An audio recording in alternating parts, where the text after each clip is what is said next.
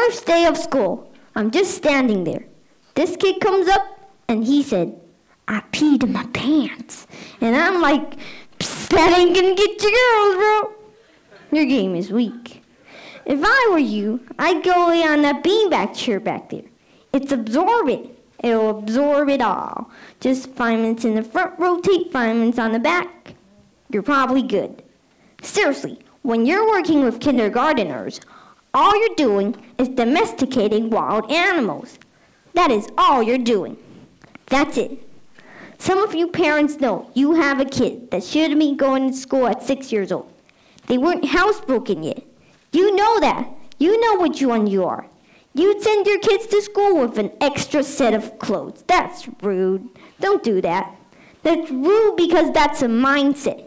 You look at your kids and you're like, there's no way this kid goes 6 hours with the same pants. That is not going to happen. And that's never happened so far. And there's also no way I'm going over there to change those pants. That's not going to happen either. So then I get reminded that I had to go change this kid's pants. I never changed a kid's pants before. When I walked in the bathroom, I'm like, don't tell anybody about this. You stare at that wall, I stare at this wall. We don't make any eye contact. That's what we're doing right now. No side eye either, weirdo. So then I'm like, grab the side of his sweats and like pulling them down. And as soon as they get like mid-thigh level, this monster throws his hands above his head, starts leaning into it like, there we go, yeah, swing it. What are you doing, Magic Mike? Are you kidding me right now? I need to go burn my eyes on my head. This is ridiculous. I'm writing my name on the whiteboard. I wrote Mr. I got to the first letter of my first name, B.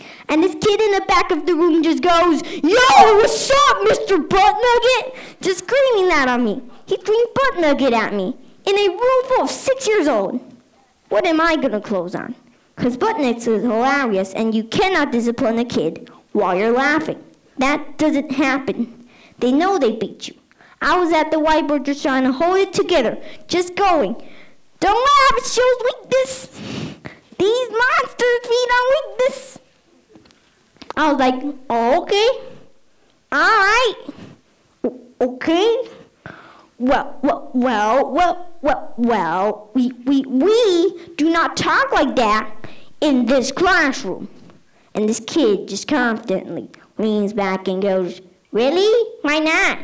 But's not a bad word, and neither is nugget. Dang it. How are you now going to throw a logical argument back at me? Ridiculous. One day this kid goes, yo, Mr. B, why are you so sweaty right now? Thank you. Appreciate that one. Thanks. Yeah. Good question. I'm having what's called an anxiety attack right now. That's what's happening right now. Yeah. Then it dawned on me that students who challenge their teachers all the time need their teachers the most. That's when I decided to quit teaching, because this is the hardest job you'll ever love. Thank you. Asian parents. That stereotype of like Asian parents wanting their kids to be doctors, it's weird because it's true, right? I know because my parents are the same way. They just want us to be doctors. It was like this obsession. They just want us to be doctors. And it's insidious as well because when Asian parents want their kids to be doctors, helping people is like at the bottom of the list of reasons. Oh, if it even makes the list of reasons to go into medicine, helping people is like the unfortunate byproduct of becoming a healthcare professional. It's like when they first see that, they can't even believe it. You gotta help people? Well, whatever. Get it out of the way. But don't let it get into the way of what this is really about. It's about the money and the prestige, right? And it's also weird because Asian parents are always the last group of people you can ever convince to see a doctor. They will never see a doctor. They spend their whole lives obsessing over it. Nothing can make my mom see a doctor. There is nothing. My mom could have an arrow going right through her, and she's trying to pull it out. And you're like, yo, Mom, go, let's go see a doctor.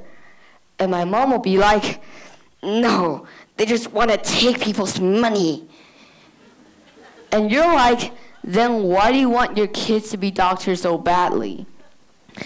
Because I want my kids to take other people's money. Obviously, the fact that you don't understand is the reason why you never became a doctor. Chinese people love money so much. We have a god of money, 财神爷.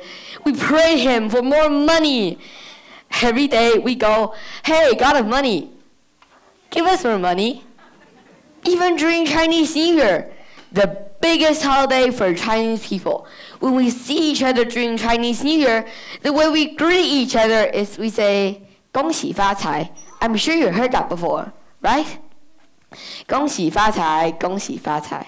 恭喜发财 means hope you get rich. That's not Happy New Year. You see how we Chinese people love money? Thank you.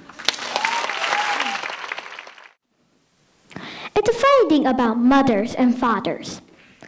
Even when their own child is the most disgusting little blister you could ever imagine, they still think that he or she is wonderful. Some parents go further. They become so blinded by adoration that they manage to convince themselves that their child has qualities of genius. Well, there's nothing very wrong with all this. It's the way of the world. It is only when the parents began telling us about the brilliance of their own revolting offspring that we start to shout, "Bring us a basin! We're going to be sick!" School teachers suffer a good deal of having to listen to this sort of twaddle from proud parents.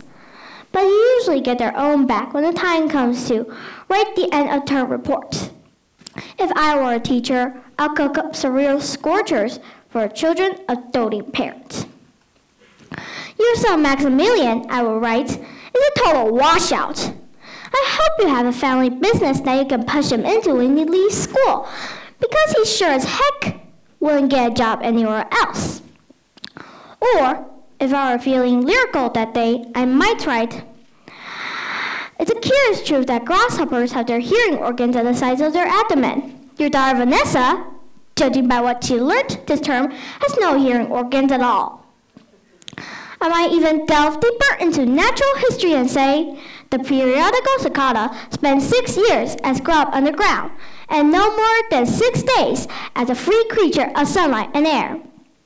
Your son Wilfred has spent 6 years as grub at this school, and we're still waiting for him to emerge from the chrysalis. A particularly poisonous little girl might sting me into saying, Fiona has the same glacial beauty as an iceberg. But unlike the iceberg, she has absolutely nothing below the surface. I think I might enjoy writing the end of term reports. Thank you. I like being a boss. It's very easy for me. I have a commanding voice, so when I speak, others listen keenly. I know exactly what to do, and I never forget. I'm perfect for the job of telling others when they are incorrect. I like being a leader too, but it's not that much fun. Yes, I can speak up, but I still have to listen to everyone. Make sure they feel included. Make sure they feel safe. Make sure they feel motivated, penalized, but also congratulate. Some people don't know the difference between a boss and a leader. A boss talks more than they listen. A leader listens more than they talk. Talk more or listen more, I really can't use either. So for now, I think I might just be a bossy leader. Thank you.